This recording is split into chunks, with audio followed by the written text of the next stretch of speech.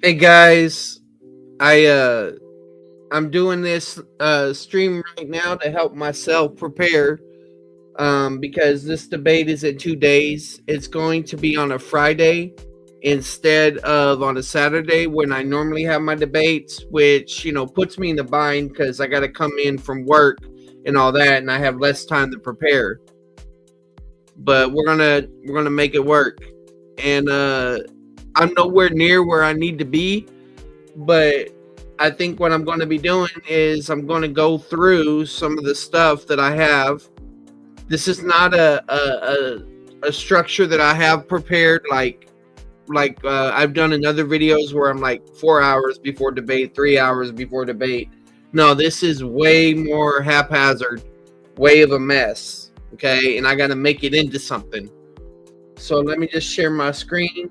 And my intention is to walk through this stuff as if I had a limited time, what I would like to be able to share if I could.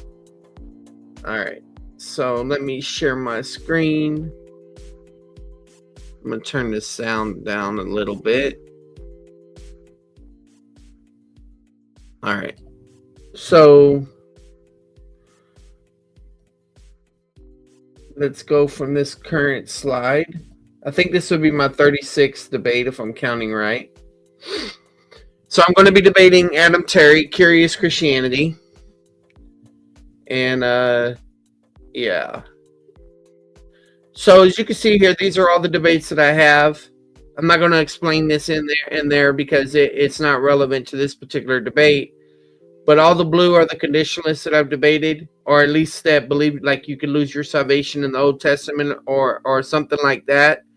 And so they're included on the conditionalist side. All the red are the Calvinists that I've debated, except Dan Chapa. He's an odd bird, so I went ahead and put him on the red side. Maybe I'll change him one day back to blue. I don't know. But he holds eternal security. I'll put it that way. And then the ones in yellow are my eschatology debates that I've had. For those that don't know, I've done a map first versus replacement theology. Pastor Mamertry on Matthew 25 parables. I did a night of eschatology with several different eschatological proponents. I did a Scott Clem Amill versus Premill. And whenever Adam saw that, because he debated the next day after, I think, he contacted SFT. I think that's how it went. And then down here you have the Unitarian and the King James thing that I had. It's not relevant. So we're talking about the yellow section right here. So I made this reference before in other debates. This is AI generated, so it's not really Jordan, but it'll work for our purposes. I tell people that whenever I do a free grace debate, I feel like Jordan in the 23. But when I'm doing a debate like this, I feel like I'm just Jordan playing baseball, and I'm trying to stay in the game.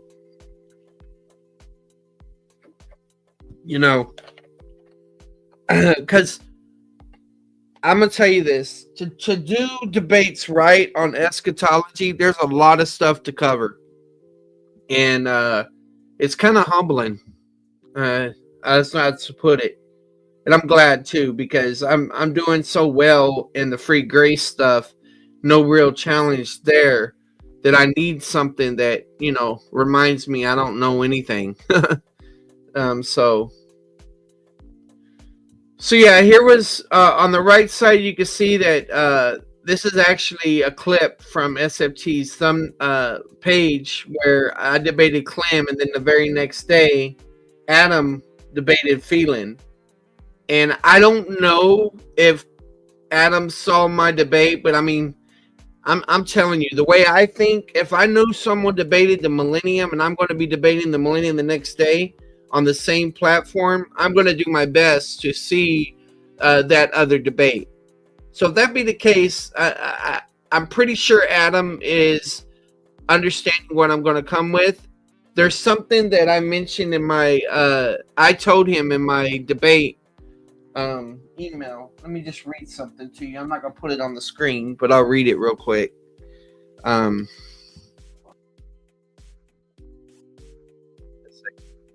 sorry, I don't have the camera on it. So, I just don't feel like it.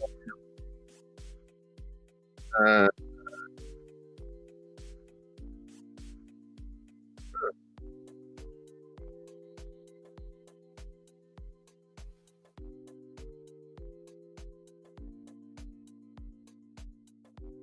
I I got a weird message. Nothing related to this, but hold on, guys. Let me see here. Go to my layman seminary emails.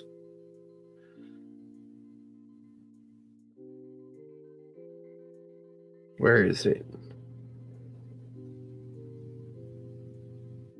Well, Schaefer. That's weird. Let me try again. Curious.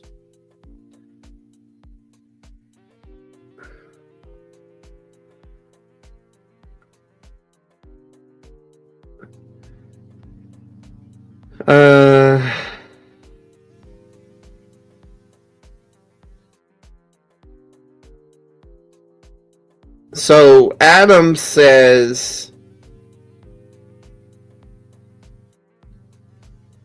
he should have been sending this to SFT also, but it's only going to me.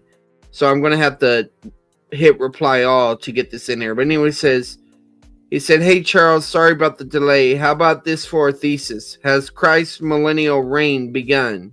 Adam. So he sent that January 20th. I said, "Hi Adam, that's fine, but I will argue in a similar way as I did in the Clem debate, except minus the addressing of progressive covenantalism, since you don't hold that view." And he says, "Sounds good. How do you feel about 12-minute openings, 5-minute rebuttals, 10 minutes cross-exam followed by 30-minute free discussion, 5-minute closing followed by Q&A at Donnie's discretion?" And I told him, I said, "Whatever's good with Donnie is good with me. Please select reply all so he's included in the convo." So I don't know if he got those. I'm even kind of wondering where these went in my email. Let me make sure. Earlier this week, moved to Layman Seminary.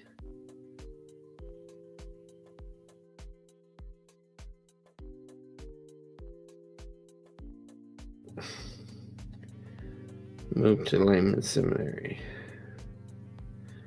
All right.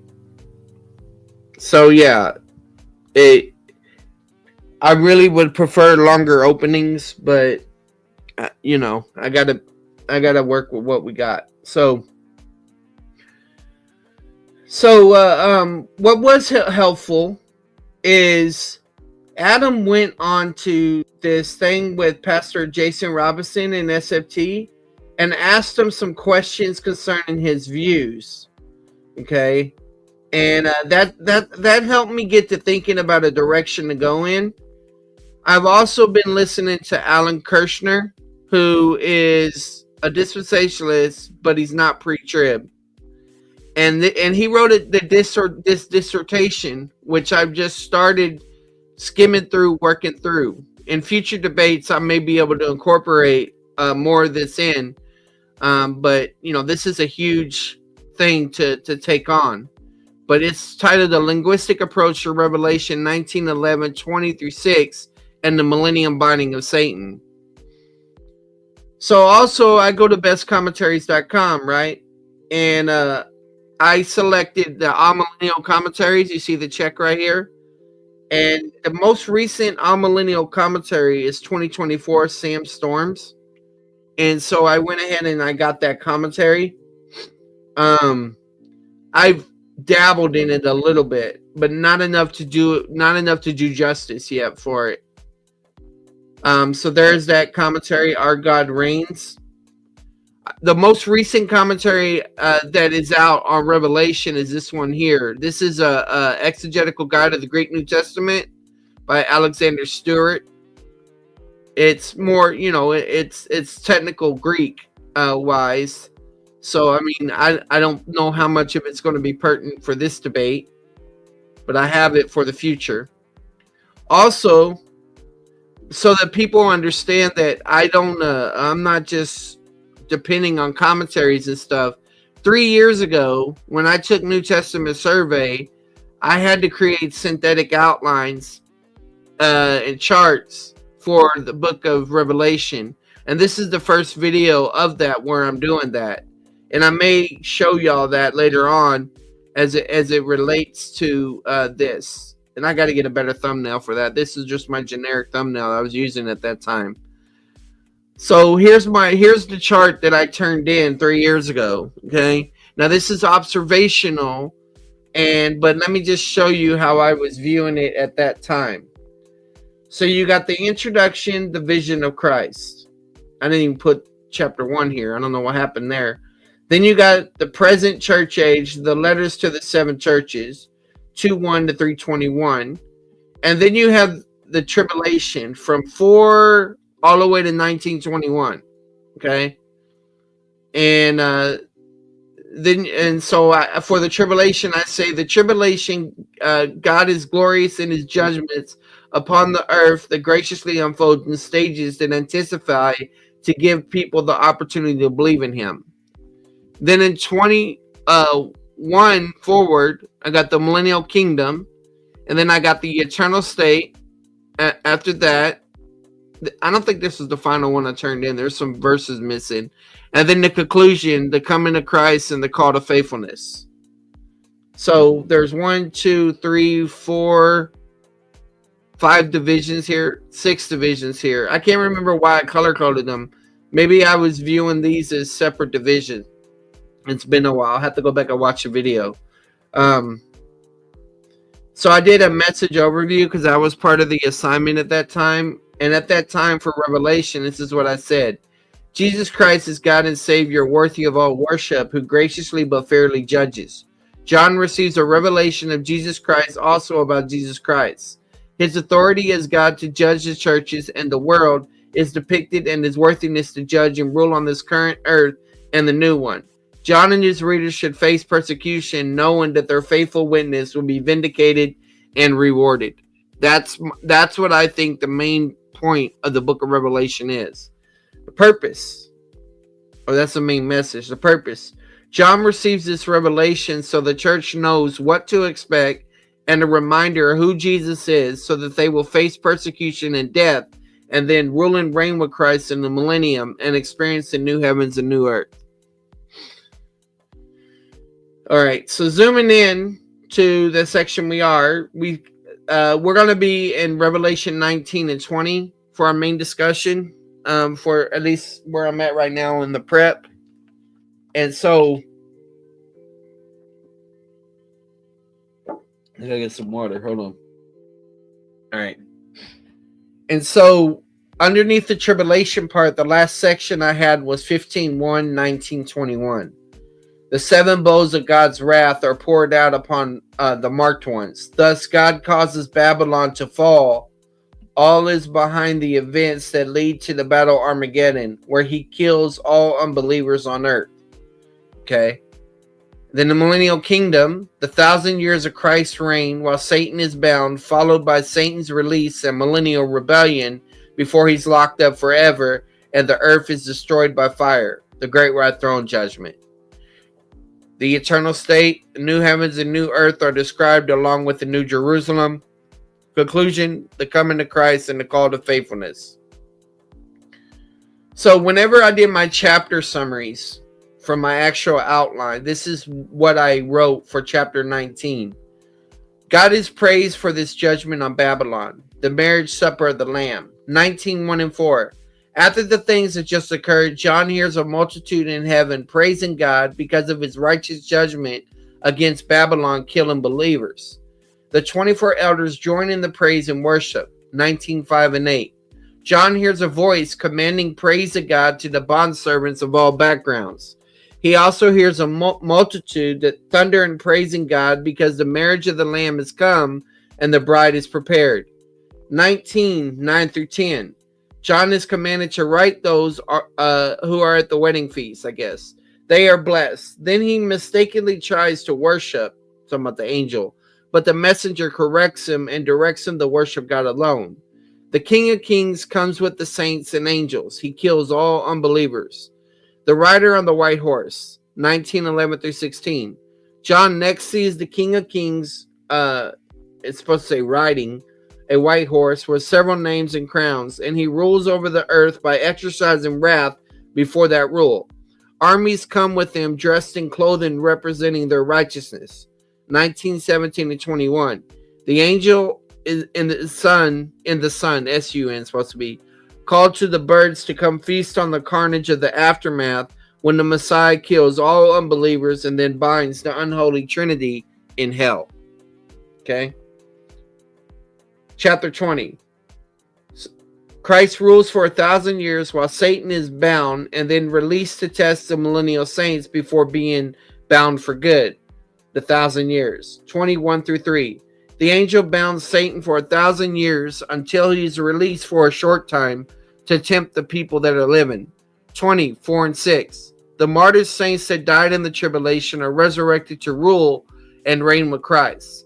But the others won't be resurrected until after 1,000 years. The defeated Satan, 27 through 10.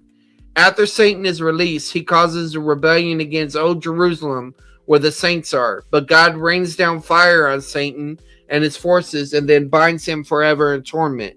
After the heavens and the earth are destroyed by fire, the great white throne judgment occurs for unbelievers. 20:11 through 15. The judgment at the great white throne. 20:11 to 15. I already said that. John sees the great white throne judgment of unbelievers by their works because they're not in the book of life. So they go to hell forever. All right. So looking at the Greek exegetical guide, the one that I told you is the most recent commentary on Revelation in existence, he makes it. He says that the phrase "in the Spirit" was the way that he made his main divisions. But then he also says there's no consensus on how people outline the book. And he quotes Fanning, which is going to be another main commentary that I'm going to interact with. Fanning is premillennial, and I think pre-trib.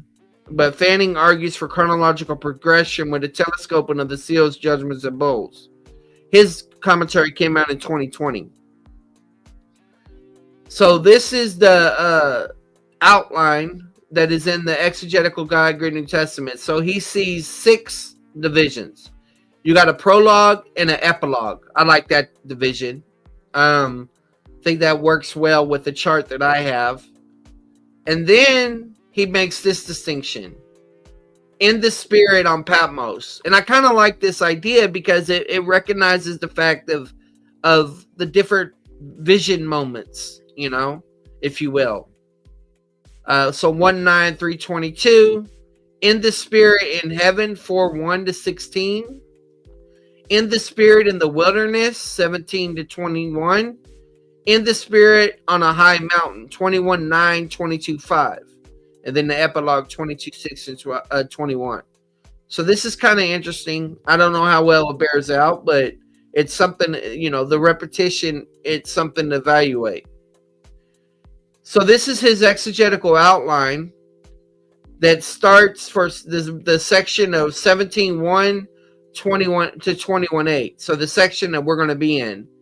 His 2 main points are Babylon the Great, 17:1 to 18:24, and then Final Victory, 19:1, 21:8. So he's viewing this as one unit here, 19:1 to 21:8. Okay? So I'll just mention these here. Under Babylon the Great, you have the vision of Babylon and the beasts. You got destruction of Babylon and the mourning over Babylon's fall. Under Final Victory, you got the coming of the Lamb, 19:1-21, the millennium, 21 through 6, Satan's final defeat, 27 and 10, the final judgment 20:11-15, and the new creation 21:1-8. Now, underneath the coming of the Lamb, our section, or at least part of our section, he has the wedding of the Lamb, the worshiping the angel, the rider on a white horse, the final defeat of the two beasts. Okay. So here's the, whenever I put in, I think this is most recent commentaries. I don't think this is Premill. This is just most recent commentaries. And this isn't all the way at the top, but I moved it down so that you can see the Bush Fanning of 2020. And so I have that one. It's right here. Exegetical commentary on the New Testament. Yeah, same thing there. So this is his structure for the book. Hey, MMA Paradise.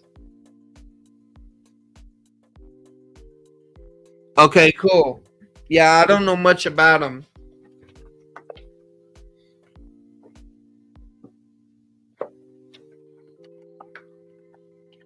So Fannin sees the prologue, similar to what we were just seeing with the exegetical guide, which is most recent, and he's aware of Fanning, so that's interesting. So the prologue, and so I might be paying attention to where do they differ, you know. But the prologue 1:1-8, 22:10-21, and the first vision. So this is similar to the in the spirit language. The first vision, the exalted Christ and his message to the church. The second vision, heavenly throne room and 3 judgment cycles. Actually, I think it's the same thing. I think he just called it vision. Third vision, the destruction of Babylon the Great. Intervening events from Babylon to the New Jerusalem. Fourth vision, the coming of the New Jerusalem. So that's good. Basically, it seems like the most recent commentary on Revelation adopted the same structure as Fanning. Probably, maybe Fanning's the one that pointed out about the end of the spirit first. I don't know. So, going in more detail on our section, intervening events from Babylon to New Jerusalem, we got the Heavenly Warriors' overwhelming victory, 19:11-21. The millennial reign and judgment at the Great White Throne, 21-15. The new heaven and new earth, 21:1-8. Okay, that's pretty good. So, but let's break down 19:11-21. Appearance and description of the Messianic warrior and judge, 19:11-16. Angelic summons to God's victory supper, 19:17-18. And defeat of the beast, the false prophet, and their allied kings and armies, 19:19-21. Now, here's his exegetical outline. Intervening events, the millennial reign in the section we are, had the binding of Satan, the resurrection of Christ's followers and co-rule with them, Satan's final rebellion and condemnation, and then the stuff about the Great White Throne judgment. Okay, so I think I include Constable's notes here in a minute, but what I'm seeing already is some of the arguments that Kirshner makes. Fanning and this Alexander seem to agree, so that's good. This is Constable's notes. Preparation of the prophet, chapter 1. So rather than just going prologue, it focuses on what that section is doing, chapter 1. The letter to the 7 churches, chapter 2 and 3. The revelation of the future, 4 and 22. The epilogue to the book is 22, and then the revelation of the future. Okay, now we're going. So he just took a four main divisions. Okay, that's interesting. Now to divide up his third main division, the 4:1-22 about the future, you have introduction to the judgments of the tribulation, 4 and 5. The first 6 sealed judgments, chapter 6. Supplementary revelation of salvation in the Great Tribulation, chapter 7. The first 6 trump judgments, trumpet judgments, chapters 8 and 9. Supplementary revelation of John's preparation for recording the remaining judgments in the Great Tribulation, chapter 10. Supplementary revelation of the two witnesses in the Great Tribulation, 11, 1 and 14. The seventh trumpet judgment, 11, 15 and 19. Supplementary revelation of Satan's activity in the Great Tribulation, chapters 12 and 13. Supplementary revelation of preparation for the final judgments in the Great Tribulation, chapters 14 and 15.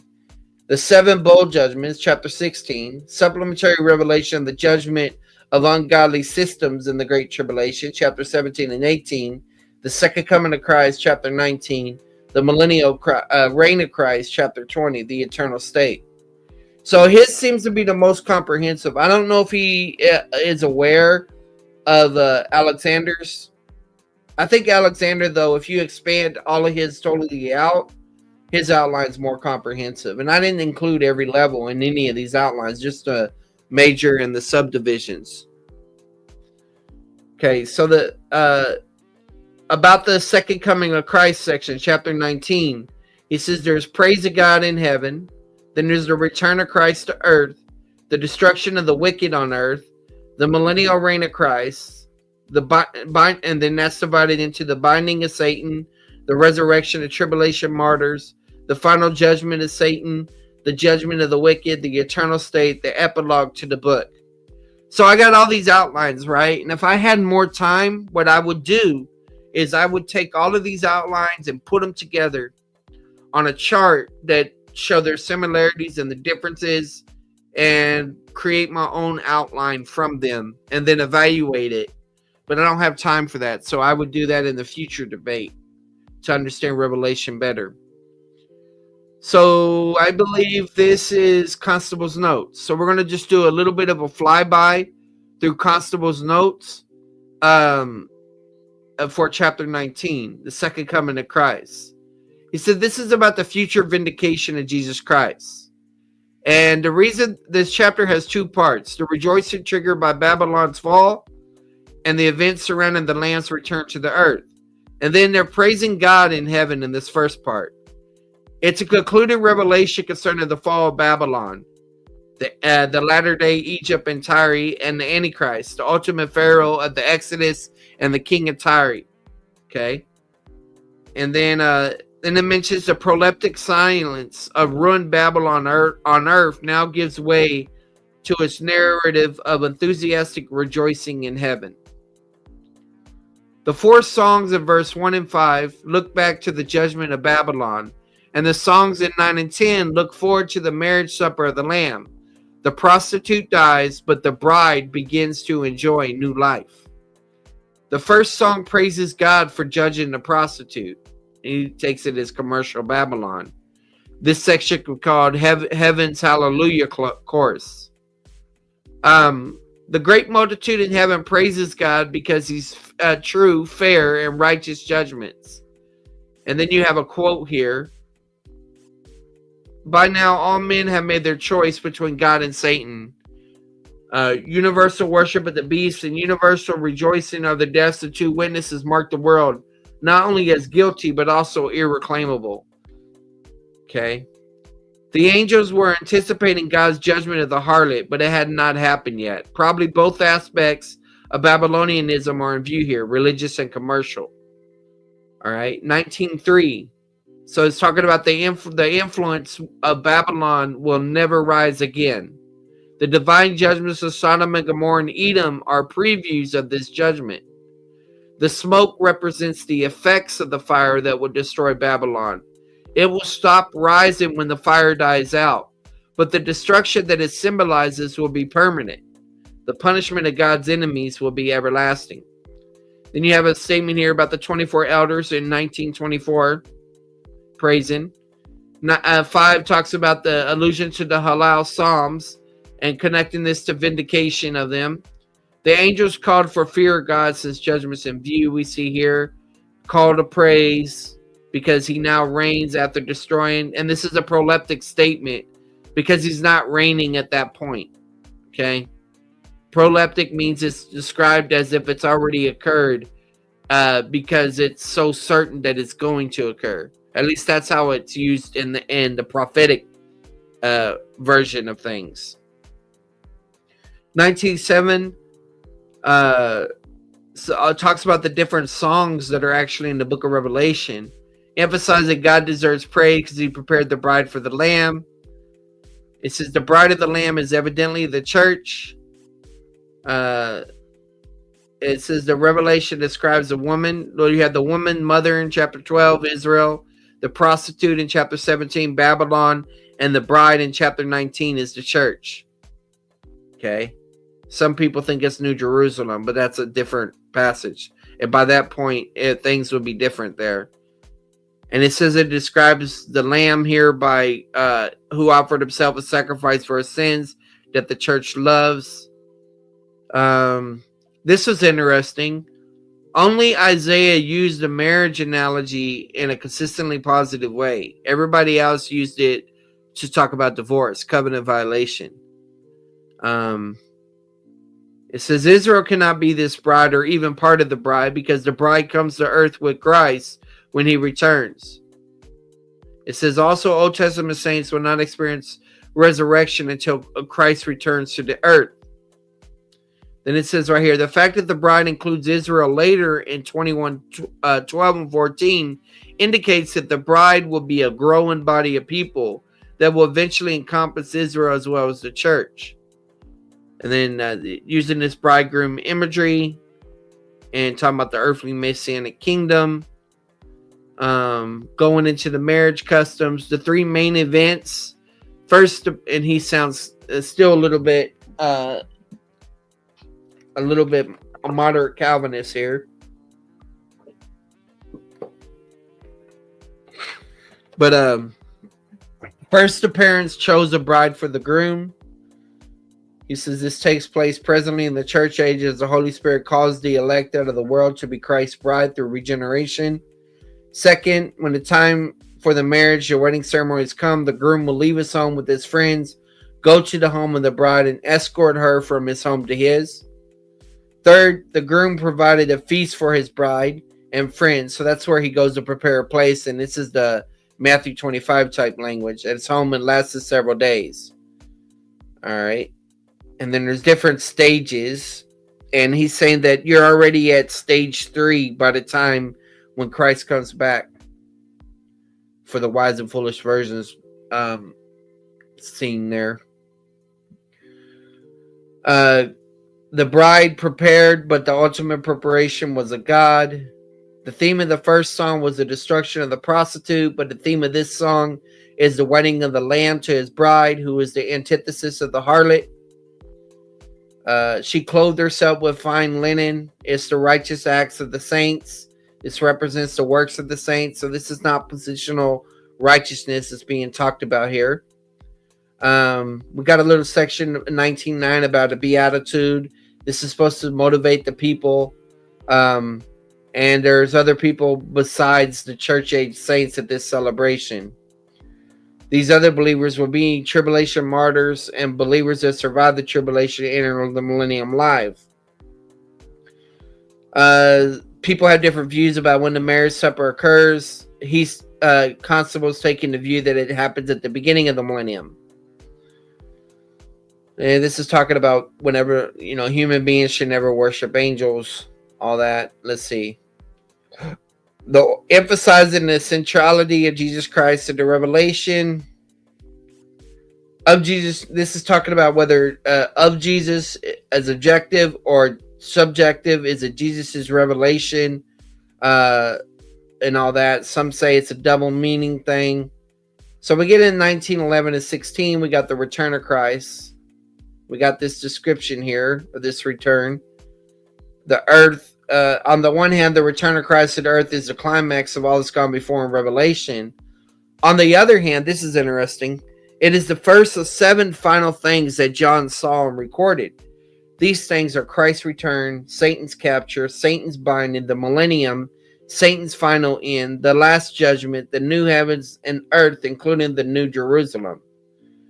And he says these events are all in chronological sequence, as will become clear. The view that they are non-sequential That's typically the Amill thing. It says rest on similarities between Ezekiel 38 and 39 and Revelation 19 and 22.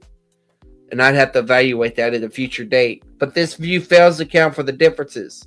The chronological progression of events on earth resumes from 1621. Thomas viewed the second coming of Christ, talking about Robert L. Thomas, plus everything else through 22:5 as part of the seventh bowl judgment. Constable says most other commentators have seen it as the first event after the seventh bowl judgment. I agree with the majority. Okay. So he's coming. He's going to execute victory. Then 1911, John saw another scene in heaven. The sky at dawn, and I saw occurs several times. It says right here, the Antichrist was unfaithful, and that he broke his covenant with Israel, and he was untrue, and that he deceived people. Hold on, guys. Let me take some Dayquil. I don't want to take NyQuil or I'll fall asleep.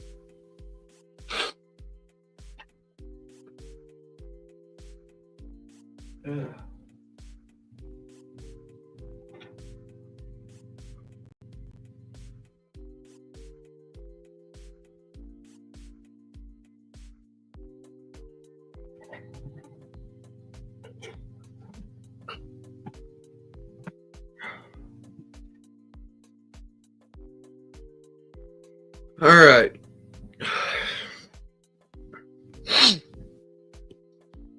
So it's talking about the crowns. He says it demonstrates his right to rule as King of Kings. Talking about the name that's on him, that it revealed the nature of the individual. Another argument that it shows that no one has power over Christ. Then it talks about the blood that Christ has on his robe, which is probably the blood of his enemies. You have some more proleptic statements here about his victory. The word of God is saying is like a destruction, like a prophetic destruction imagery here. It's making the argument that the soldiers on the horse are human beings, probably not angels. Whoever they are, they're non-combatant supporters of the Messiah. God will judge both Israel, namely the Jews are living returns and the Gentiles are living then. Let's see. People living on earth at the time of the second coming will see Jesus Christ return. Matthew 24:30. Here's other passages that demonstrate that. By the way, this is Constable's Notes. It's free online. Updated every year. The destruction of the wicked on earth, 1917-20. John recorded the defeat of Christ's enemies, the beast, Satan, his human enemies of all ages, sin, and death. 1970. The Great Supper of God is not the same event as the marriage supper of the Lamb. Yeah, that's where the vultures come. That's the judgment imagery. Right here about the kingdom, it says the only people left alive will be faithful believers who have not died or suffered martyrdom during the tribulation. John now saw another scene on earth. Okay, so this is 1919. And so this is where it starts getting into some of the Amill stuff. Like this person said, the seer is not describing the gradual conquest of evil and the spiritual struggles of the faithful. That might even be post-mill. But a great historic event which brings to an end the Antichrist and his forces and ushers in a long-awaited era of righteousness. 1920. So the Antichrist is deceiving people, and he's so it says the Lord Jesus Christ will then throw the beast and the false prophet into the lake of fire alive. Numbers 16:30. I need to look into that. That's interesting. The description here of the false prophet as he who performs the signs by which he deceived those who receive the mark of the beast vindicates his punishment. He says they're in Hades, which is a temporary abode. It's not the lake of fire, and it's not the same thing as the abyss, which is a temporary place of confinement for some evil angels. So it says the rest. I think this is the rest of the dead. Maybe. I can't remember which rest it is. There's two rests mentioned in the passage. The rest probably also includes all unbelieving earth dwellers still alive then. All right. Here, this is where it's talking about post-trib. Some interpreters have seen the rapture occurring at the same time as the second coming. So then, and he mentions this topic, which is about is the tribulation a different dispensation? The three major views. One of them, it's a revival of the law. Another one is that the tribulation is its own dispensation, and another one is part of the kingdom. And there's a discussion about that. I got a video in my dispensation playlist asking, is the tribulation dispensation? So that would be good to evaluate in light of some of the statements here. I'll just give you his argument real quick. The major problem with saying that the law is coming back in the tribulation is that no other dispensation begins once it ends, in his view.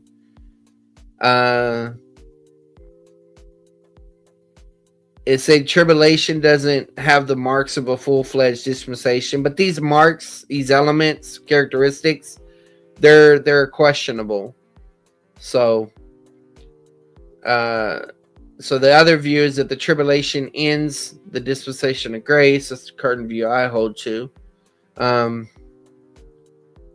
But yeah, here's how you could see it mapped out. Not really important for this debate. So we're in the section chapter 20 about the millennial reign of Christ. So you see that I'll go ahead and read this part. There are a number of theological positions that are key to this passage. Amillennialism holds the 1,000-year reign of Christ as a symbol for the period of the Christian church. Augustine, Roman Catholic, Reformed, Presbyterian. Postmillennialism, we know what that is. And then, so they got Lutheran on there as well. And then you got Premill, holds that the return of Christ will occur before the beginning of the millennium, which is understood a literal period of 1,000. Right here, evidently Jesus Christ will begin to reign almost immediately after his return to earth. We may note that the ancient church down to the time of Augustine, 354 to 430, though not without minor exceptions, unquestionably held to the teaching of an earthly historical reign of peace that was to follow the defeat of the Antichrist and the physical resurrection of the saints. Then he quotes Mounce here, who had a different view about it, where he thought the millennium was a special reward. That's interesting, but he didn't think it was on the earth. So the binding of Satan. The first word in 2:1 then supports the idea of chronological sequence. It implies a continuation for the things that John had just revealed, namely Armageddon and the second coming. Amillennial interpreters disagree. Yeah.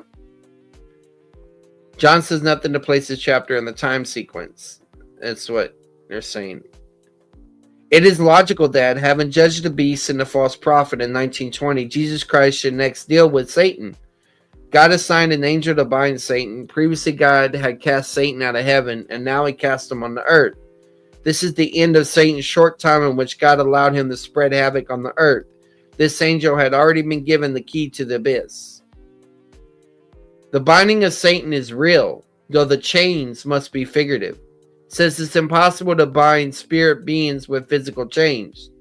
Though Jesus Christ defeated Satan at the cross, he did not bind him then, nor will he bind him until the beginning of the millennium.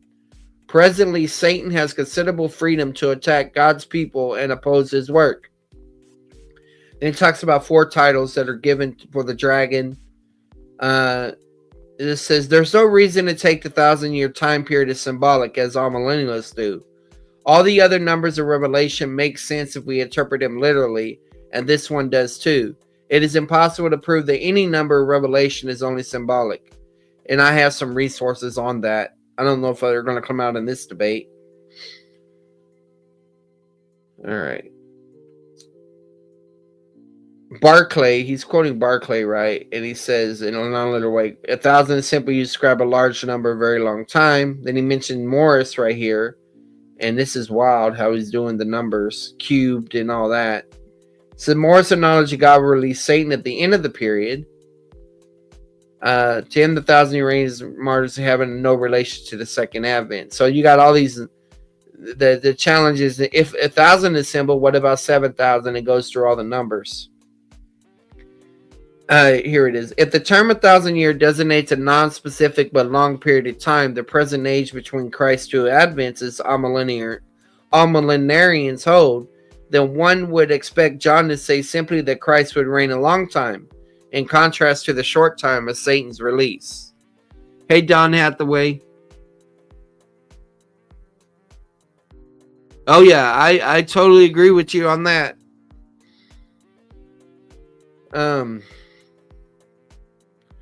Amillennialist Linsky believed that the binding of Satan took place when Jesus died on the cross. All right, let's see. But this is interesting. Linsky believes Satan had been confined and restricted, but he also believed that the Messiah will return in glory and usher in the millennial period of glory.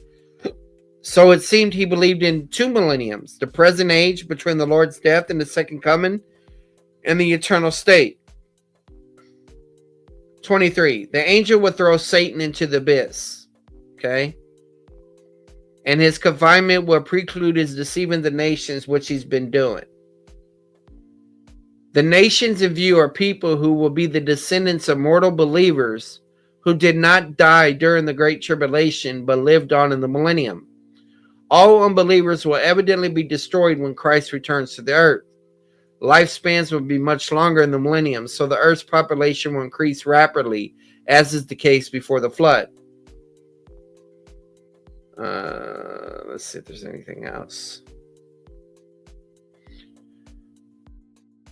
Look at this. Pipus, Justin Martyr, Irenaeus, Cyprian, among the earliest fathers, all held the doctrine of a millennial kingdom on earth.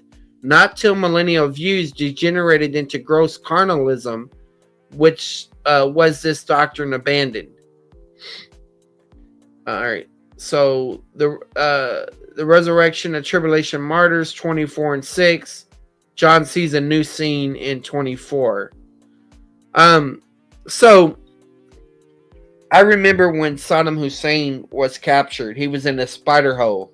That's what this is right here. And when I read it, whenever I saw it happen, it reminded me of an illustration that Ryrie used in Balancing the Christian Life about the sin nature. Not saying I would use it, but I'll read it to y'all just for the heck of it. We do not choose to make or break a union with Christ, but we may choose whether or not to enjoy its benefits. We cannot create the new nature, nor break the power of the old, but we can choose to listen to the old and obey it even after its power has been broken. When one is living under a dictator of a country, he has no choice but to obey the laws of that dictatorship. If the dictator is overthrown by a democratic regime and sent into exile into another country, the citizens are free to live a new kind of life.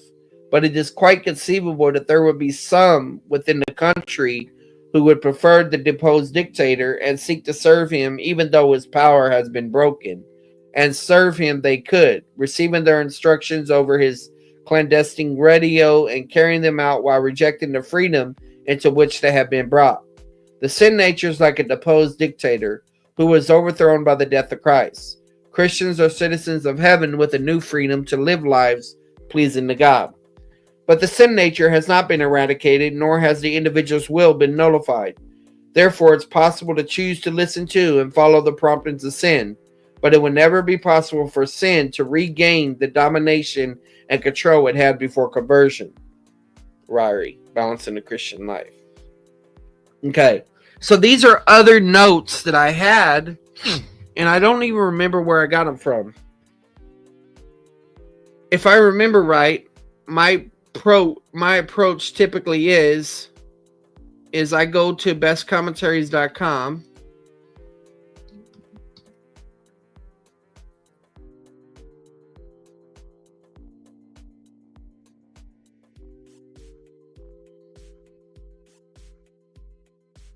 And I click most recent, so I click on year twice. There's this Stuart Alexander one.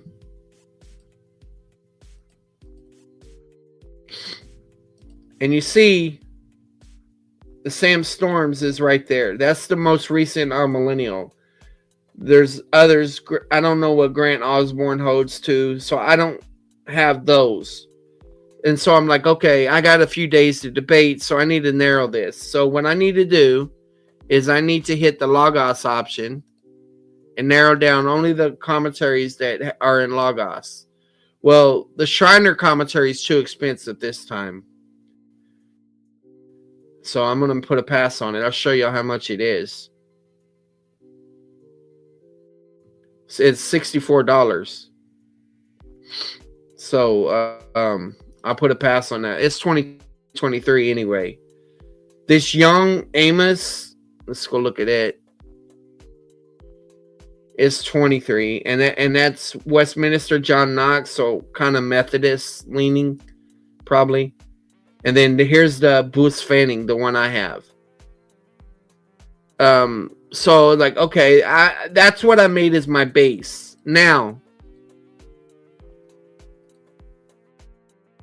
what I did do though, I don't know if you could even see it in here, is I went to Logos. Logos, open up.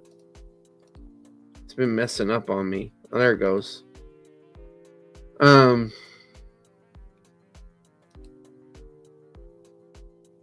me just type in Revelation. Uh-oh, I think it's indexing. If it's indexing, I'm going to have to pause it because it'll mess up my stream. No, it's not indexing. That's good. Let me hit close all.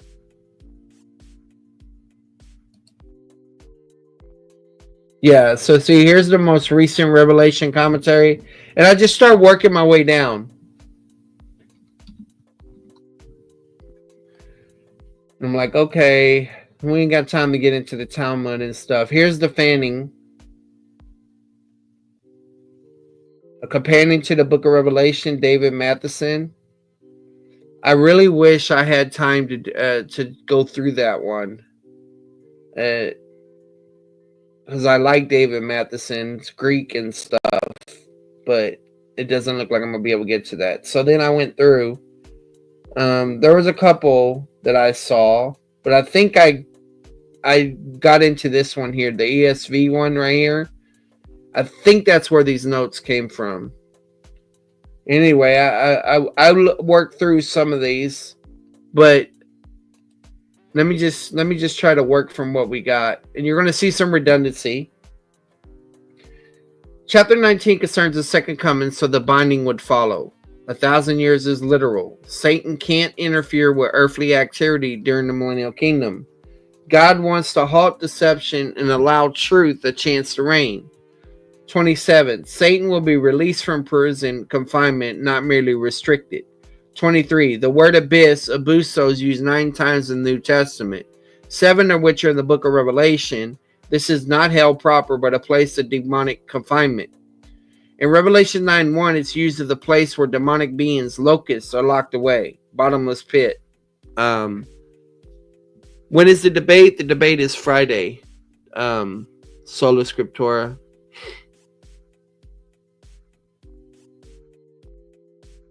God bless you too, Don. The beast is said to come up from the abyss, 11:7, 17:8. This may refer to the demonic spirit which possesses him. Notice the irony of the word shut it and seal it over him. This reminds us of the tomb in which our Lord was placed. Note Matthew 27, but he could not be confined. He must be released for a short time, indicates that God must have purpose in allowing his release. 7 and 10. Reigning with Christ for 1,000 years, 24 and 6. Thrones is set upon them. Suggestions. The 24 elders, representative of the church, or it could be the tribulation martyrs, or C, God the Father and Christ, or D, angels, E, the apostles. Not really important for this debate. Some observations.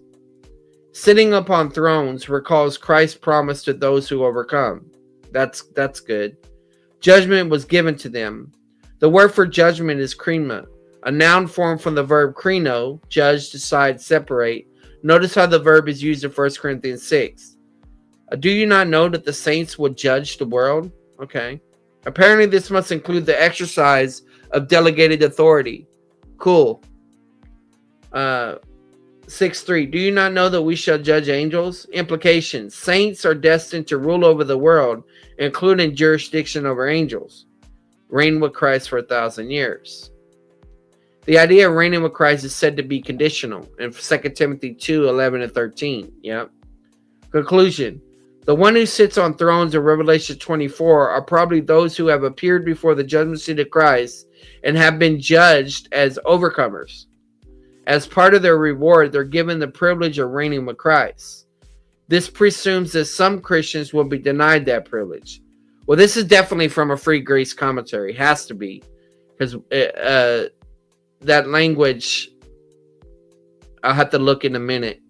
The meaning of they came to life, Revelation 24, is on from Greek verb zao, the regeneration of the soul. Augustine took it that way. 2, a symbolic resurrection. This symbolized the triumph of the martyr's principle in society. Sweet took it that way. Translated differently, they lived. So James Hughes and Anthony Holcomb. Significance. This would allow the reference to the first resurrection to refer to the souls rising into heaven at the time of death. Thus, the dead in Christ are reigning with Christ now. Technical notes. Ezon is an aorist verb in Greek. The crucial matter is how the syntax of the word is understood. They came to life. Ingressive aorist implies physical resurrection. In other words, they began to reign. They lived. Constative aorist. I'm sorry, I said began to live. They live. Constative aorist implies continuation of spiritual life, but without physical resurrection. The ingressive aorist is the best option. They came to life. The ingressive aorist is used in the New Testament in Luke 15, Romans 14, Revelation 2, and 13. The ingressive use of ason is also attested in Ezekiel 37. In the Greek Septuagint, dry bones came to life. Azon is used to describe Christ's physical resurrection in Revelation 2:8. The same verb, azon, is used in the very next verse in Revelation 25 to describe the unbelievers, and the same word must be understood the same way in verse 4 and 5. Would make no sense to say they did not live until the 1,000 years were completed. For unbelievers, they will never live in Christ's presence as believers do. Significance. John is talking about physical resurrection when he says they came to life. Hence, there's a physical resurrection before the 1,000 years for believers, the first resurrection. And there's another physical resurrection after the 1,000 years for unbelievers, the second resurrection. The place of the saints' reign. Amillennialists say the reign is in heaven, but premillennialists say that it's on earth. Observations. Notice verse 9. The saints are on earth, for that is the place where Satan comes to attack them. Revelation 5:10 is anticipatory of Revelation 24 and 6. On earth. Conclusion. This is a reign of earth with Christ. They're rewarded. They reign with Christ. 1. Positive commendation. Because of the testimony of Jesus. Objective genitive. Because of the word of God. Negative aspects. They did not worship the beast or of his image. Did not receive the mark upon their forehead or on their hand. Faithfulness to God may cost us. They were beheaded. Faithfulness is more than avoidance of great evil. There must be a positive aspect also. Faithfulness does pay off. Some will reign. Notice what God values so highly. Our testimony to Jesus. Unashamedly claiming him as our Lord and Savior. The word of God's serious labor in the word should characterize our walk with God. Joshua 1:7-8. Satan's last rebellion. Revelation 27 and 10.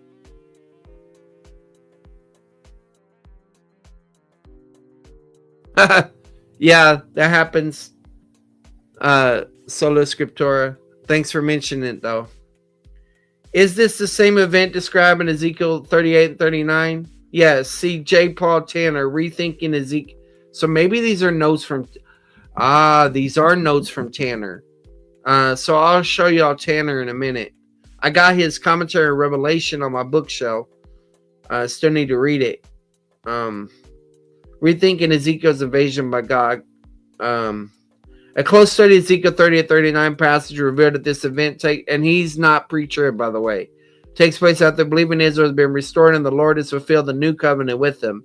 Hence, this must be after the second coming, not before, i.e. during the tribulation. There are several close parallels between Ezekiel 38 and 39 and Revelation 20. Both passages refer to Gog and Magog. This is the only New Testament passage to do so. There must be a reason why Revelation 20 is drawing on these names from Ezekiel. Both passages emphasize a tremendous number of soldiers in conflict. Ezekiel, great company, all of its troops, many people with you, a mighty army, like a cloud to cover the sea. Revelation 20, the number of them is like the sand of the sea. Both passages locate the battle in Israel. Ezekiel 38 specifies that Gog and his allies will come to the land that is restored from the sword. So this is Israel. 29 refers to the beloved city, undoubtedly Jerusalem. Both passages teach the battle was supernaturally concluded by God with fire.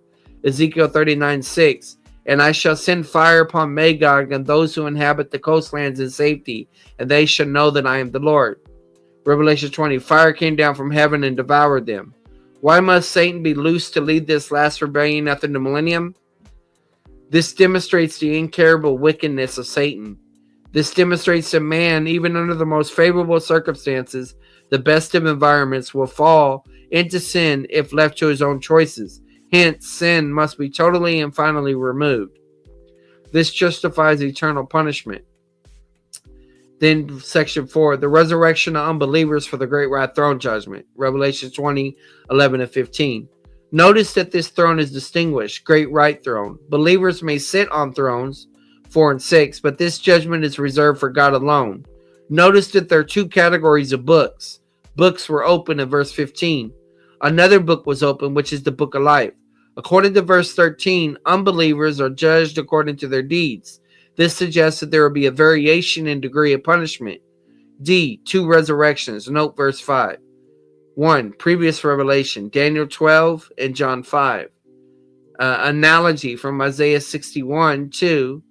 And then, is the lake of fire part of this creation? He says no. See Revelations 21:8. Okay. So let me go ahead and show you that resource. So J. Paul Tanner, let's just type in Revelation. So here's his books that he has.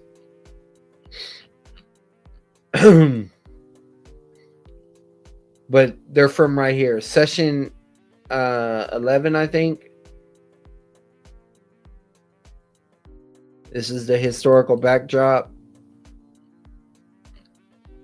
I essentially took notes from this and this one too. Revelations 20. When did this take place? See the views, the implication, the problem. This is definitely more of an outline format. So that's what we were just looking at. Some of this I'm not even going to use. Not this time around. All right. So these are notes that I wrote at some point in my study. Maybe my thoughts after reading that. I said Satan is bound, Revelation 21 and 3. Does Adam think it's at 70 AD or at the cross? As far as I know, I believe he holds the view that Satan is bound at the cross. How is Satan restricted? What does he mean by deceive the nations? And I think I figured out that. That means that so that they can't believe the gospel or something like that. How do you talk the 1,000? It's not talk, it's take the 1,000. 23. Satan is locked away but not reduced. He's taken off the scene. What is the time called when Satan is released? Is there activity on earth or just general resurrection and judgment, new creation? So these are just questions for me that I put for me to think about things as I went. Now here we are back to Fanning, his prologue.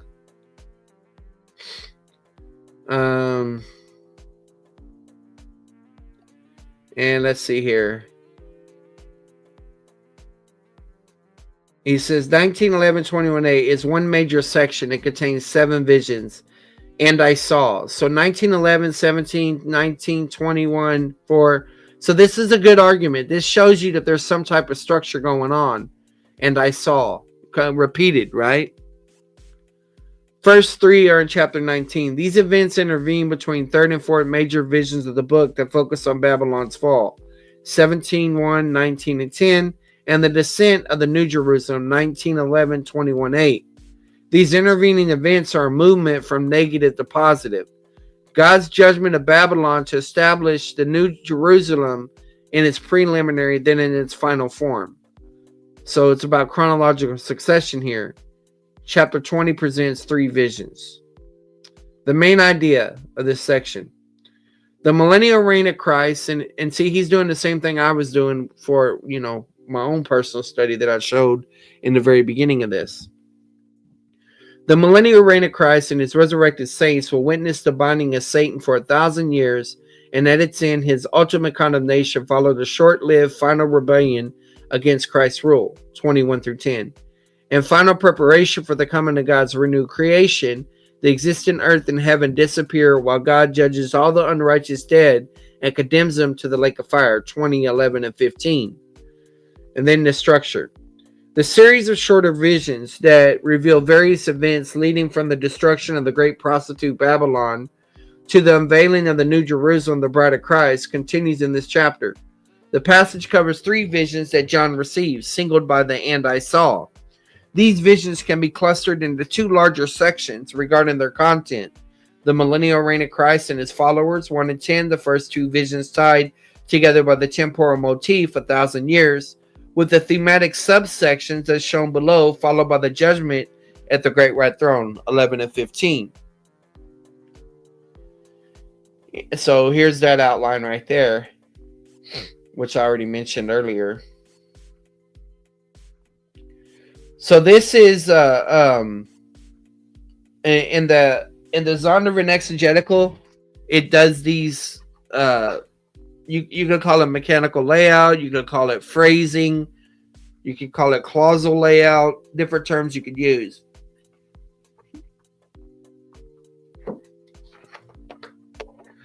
But it's just tracing the flow of the text. And I think I did this. I was showing PB how this works. So this, everything to this side of the line are the different tags you put for each one of the clauses or phrases. So the "and," I put triangles, conjunctions around. Your main verbs I put in red. What looks like a participle, I underline it. Your "so that," I put like a triangle pointing in a direction. And your prepositions I typically circle. And so you can trace the flow. And I saw an angel coming from heaven. Okay. So this is an intro of a vision and a character. And I saw, right? And then you have a description of him having the key to the bottomless pit and the great chain in his hand. Then you have an action and another character entrance, and he sees the dragon. So the angel sees the dragon. So now another character is open. The ancient serpent. Then you have a description of him, who is the devil and Satan. Then you have the action of the angel, and he bound him for 1,000 years. Another action. And he threw him into the bottomless pit and shut it and sealed it over him. So the same verbs coming off of there. And then we have the purpose, so that he might not deceive the nations any longer. Notice it says any longer. So that means that he was deceiving before. He was deceiving the nations before. So we have to talk about what's going on there. Then you have the time or the extent until the 1,000 years were completed. All right, so these are Fannon's notes in more detail.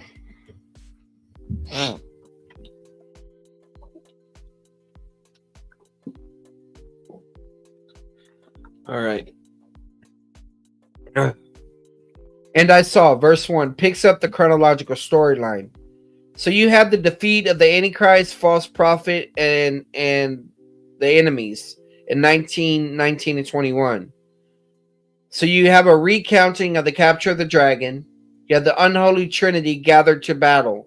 You see this in 13:2, 4, 12, 14, 16. So you have this going throughout the narrative is these bad guys are introduced in the book of Revelation at certain points. You have the fact that they're there to deceive. Okay, 19, 20, 23, and 10. You have the angel from heaven, which related to the one in 9:1 with the key to the bottomless pit. The identity of the angels mentioned. Then you have the 5 aorist verbs. 1 seized him and bound him for a long time, for 1,000 years. And this is an accusative of time, meaning for the extent of 1,000 years. And this is a cuss word. It's supposed to say shut, but I misspelled it. Type it too fast. He threw him, shut it, and sealed it. Repetition of verbs to emphasize God's intent. And the point is that he has no access to earth. Here's some Old Testament passages that are feeding into how we view the binding of Satan. Even from Enoch, we have stuff from there. Symbols of absolute imprisonment and cessation influence. And to be clear, I don't believe Enoch's inspired. And Fanning says it does not require an excessive literalism. As Bell, see, if I had more time, I would study what Bell says in his commentary. I think I have it. And Ritterbacher, Case for Amillennialism, which I have. I have the second version. But I just don't have the time for this particular debate to appreciate the absolute restriction of Satan's activities that's represented here. See Waymeyer, The Binding. I did read that article in my prep, so I did get to that. 23, purpose, to not deceive the nations any longer, after Christ defeats the nations. 16, 13 and 14, 19, 11, 21. So it can't. So my point is that you can't say it's a restraint from the cross forward. So the fact that it says any longer, I mean, if the nations are being deceived now, Adam has a problem. 21 and 10 is a repetition or recapitulation of earlier visions to avoid chronological problems. That's what they say, right? It's a recapitulation. The binding. Does Revelation 12, 1 and 6 repeat the events of Revelation 12, 7 and 11 in a different symbolic form? That's what Henderson and More Than Conquerors, haven't read it yet, argues. He pushes the parallels back to chapters 11 through 14, but chapter is a key text. Bill and Ritterbacher chart 7 parallels that seem convincing at first. Okay, and I did get those charts from Bill and Ritterbacher. All right, so this is the thing. This is a modified chart from Bill and Ritterbacher, okay? Because whenever they made this chart, they emphasized the similarities. And so it made it look like Revelation 12, 7 through 11, and Revelation 20, 1 through 6 are the same event. But that's not the case. Because another person, I think it was Waymeyer and somebody else, can't remember right now, they pointed out the differences. So let's look at these real quick. In Revelation 12, 7, you have a heavenly scene. In Revelation 21, you have a heavenly scene. You have in 12, you have an angelic battle against Satan and his hosts. In 22, you have a presupposed angelic battle with Satan. The action is in 12:9, they're cast to the earth. The action in Revelation 20 is they're seized, bound, and thrown into the pit. So here they're cast to the earth. Here they're thrown into the pit. 3, the place of confinement destination is the earth. So the point is, this is 12:9. Satan no longer has access to heaven because he's confined to the earth. But in 23, Satan no longer has access to earth because he's confined to the abyss, the bottomless pit. The henchmen in 12:9 are the angels with them. Well, in 21 through 3, Satan is alone. 19 and 20, the beast and the false prophet are in the lake of fire where Satan joins them in 2010. So the red are the differences. 4, the opponent is described in 12:9. It results in increased deception of the nations. In all those places, it's talking about deceiving of the nations. Satan makes war with the saints and deceives the nations over whom he has authority for 42 months. Well, in Revelation 20, the opponent is described. The abyss prevents Satan from deceiving the nations any longer. Satan can't deceive the whole world, and yet he's unable to deceive the nations of the world at the same time. To be loose later to deceive the nations throughout the earth. No war on the saints, no deception, nation, no authority. So you have some redundancy. 5. Satan's expression of great wrath because he knows he has a little time. Short time, 3.5 years. Time duration. He has little time to make war and deceive. 5. Satan is to be released for a short time. Not the same as the long time plus the short time. So Satan cannot deceive the nation for 1,000 years. After that, he will be released for a short period. So this states right here, this emphatic description makes the standard explanation of this binding of Satan by amillennialists quite implausible. Bell, for example, argues that it's a curtailment of Satan's ability to deceive the nations and to annihilate the church. A restraint on his deceiving abilities and power to mount hostile attack during the church age, but not an absolute restriction. And then I read The Binding of Satan by Waymayer. I still haven't read William Webb, but more on that next time. Okay, now this is Sullivan that I read. This is about numbers. I don't think this is going to come up in the debate, but I'm going to go over it anyway. It's better to over-prepare. Hold on. I got to put on another sweater. It's getting cold.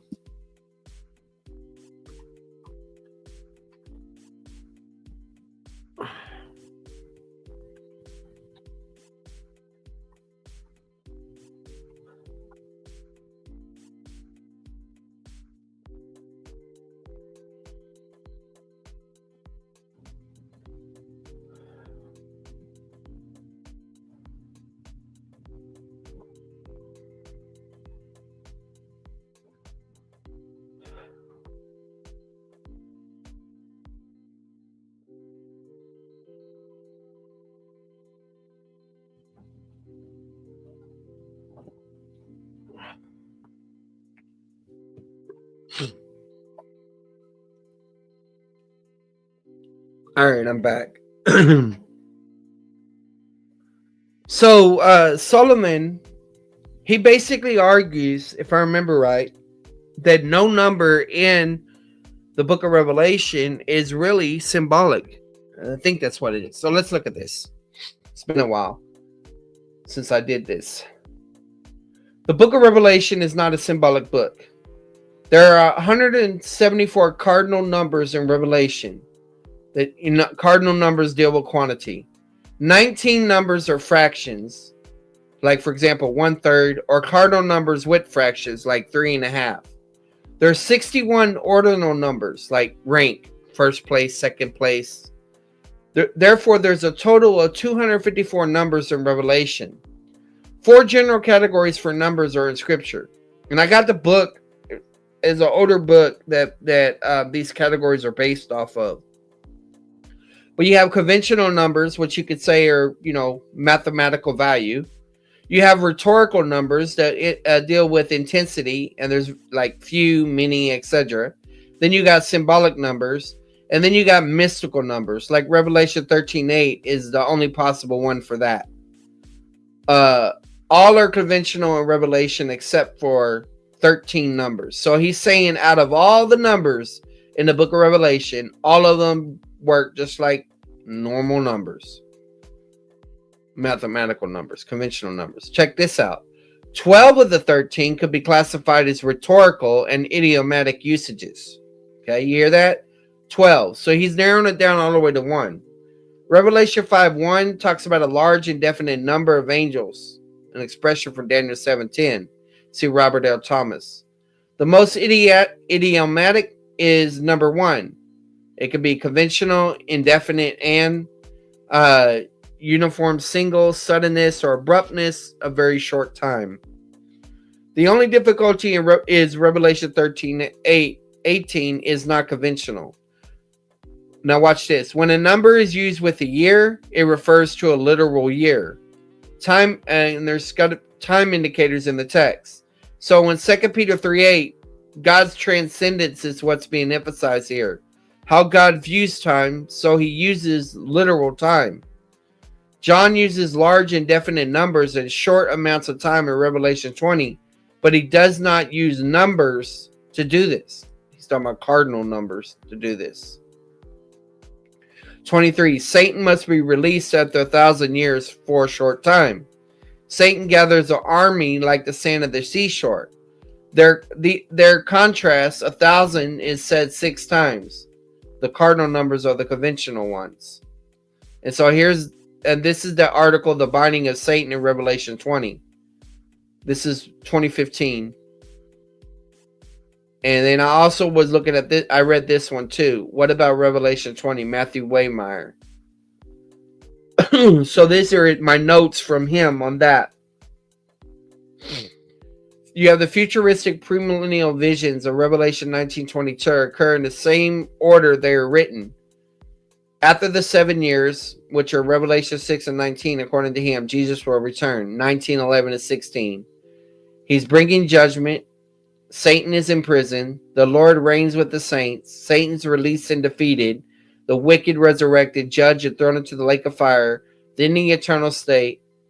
And basically he's saying that Amill and post-mill take the 1,000 to refer to now, basically. And that he says Christ returns at the end of chapter 19. The Amill says 21 goes back to the beginning of the current age. 1,000-year reign after the second coming. So the issue is with the issue of the timing of Satan's binding, the nature of the first resurrection, the duration of the 1,000, the chronology of John's visions. And so the timing of Satan's binding, when is it? It's incompatible with New Testament portrayal of satanic influence. In other words, based on what you see about in the New Testament, it doesn't depict them as being bound. How would you have wanted it conveyed to show it means no influence? That's a question that was mentioned in the thing. So abyss, used for prison, before they're tormented before their time. The demons must be released from there. Prior to release, they have no earthly influence. Okay, like 27 and 8. 2 Corinthians 4:4, where it talks about God of this world. Satan, the ruler of this world. He's on the prowl. Like a roaring lion, he lies, he tempts. He disguises the angel of light. He seeks to deceive the children. He snatches the message. He takes advantage of believers. He influences people to lie. He holds unbelievers under his power. He buffets the servants of God. He thwarts the progress of ministry. He seeks to destroy the faith of believers. He wages war against the church. And let's see what I said here. The first part of Revelation 25, the rest of the dead did not come to life until the 1,000 years completed, is parenthetical. Therefore, when John refers to the first resurrection in the next part of verse 5, he is pointing back to the coming to life described at the end of verse 4. This is agreed upon by all interpreters. Okay. So, Satan can still devour, but not reach the nations of the world. That's what Amill is saying. So, there's a limiting of Satan's power. Demons cast out. So but the problem is Christ did this before the cross. So if the cross, what did the cross do if Christ was already casting demons out before the cross? Revelation 9:1 and 3, literally locked away. Revelation 20, opening a pit after the millennium. Why there'll be a massive unleashing at that time. All right. So now I start going into some stuff that Alan Kirshner's been talking about in his book. His dissertation. It's now a book, 90,000 words. He done it according to discourse analysis, doing cohesive harmony, information flow, applying the methods of systemic functional linguistics. So he says the binding occurred at the first coming of Christ. That's what amillennialists will say. The debate is not about the length of the millennium. This is how Kirshner frames things, and I'm going to agree with him for right now. I think there may be a glitch, a wrench maybe that could be thrown into this, but I think it'd be okay to open it that way and try to see how far this goes. He says the Amill and the Premill can agree together that there's a period of time between the binding of Satan and his ultimate destruction. Both camps can agree that this period of time that is said to last 1,000 years. We can both agree that it begins with the binding of Satan. So when does the binding of Satan begin? In other words, we're looking for what is called a terminus a quo, basically the earliest possible date. And also think about there's a cause and effect relationship between Revelation 19 and 20. How Revelation 19, 11, and 23, how it supports premillennialism. Basically, you have the defeat of three adversaries of God. So he's repeating a lot of things that Fanning said. Now, I don't know which came first. I just know Fanning released in 2020. Also, Constable's note was talking about this as well. Revelation 19, 11, 14, and 15, the cause. In 1920s, the effect. Talking about the false prophet and the Antichrist being locked up. Christ strikes down the nations, and then he binds Satan.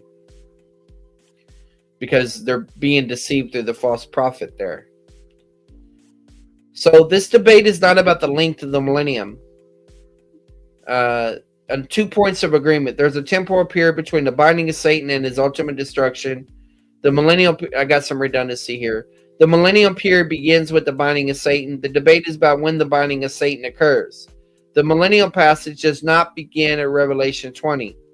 So he's saying that Revelation 19, 11, and 26 is a unified, cohesive passage. Okay? At victory, Jesus is 19, 11, and 19. The consequences of the victory are 19, 20, and 21. And the three adversaries are mentioned. And so he alliterates it this way. You got the scheming with the world against the remnant, Revelations 12 and 13. I kind of like that. You got the summoning of the nations to go to war with God in Revelation 16. And then you got the sentencing, wherever the three enemies are defeated, 19, 21, 20, and 6. The aftermath of the battle with their consequent punishments in 27 and 10. Now, what he does here is he goes through and he's got 5 key links within Revelation 19, 11, 20, and 6 to show the cohesion of the passage, how they work together. First, you have the downward movement link from heaven in 1914. It goes to mid-heaven in 1917. Then it goes to earth in 1919. And then it goes to the abyss in 21 through 3. Then you got the judgment link. You got the judgment of the beast and the false prophet in 1920, and then Satan in 22. He sees indicted, thrown into, he's incarcerated.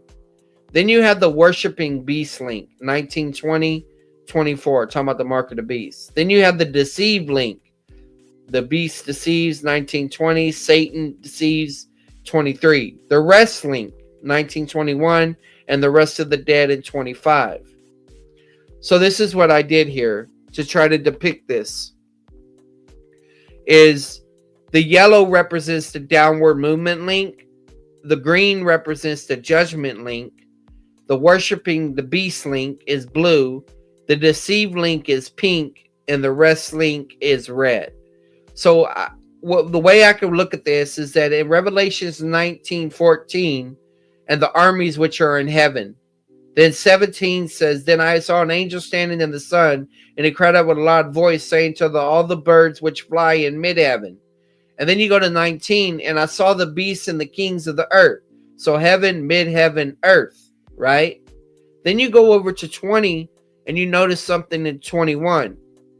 Then I saw an angel coming down from heaven, holding the key of the abyss and a great chain in his hand. So now the focus is the abyss. So that's a downward movement through there. Okay. Now the judgment link goes like this in 20.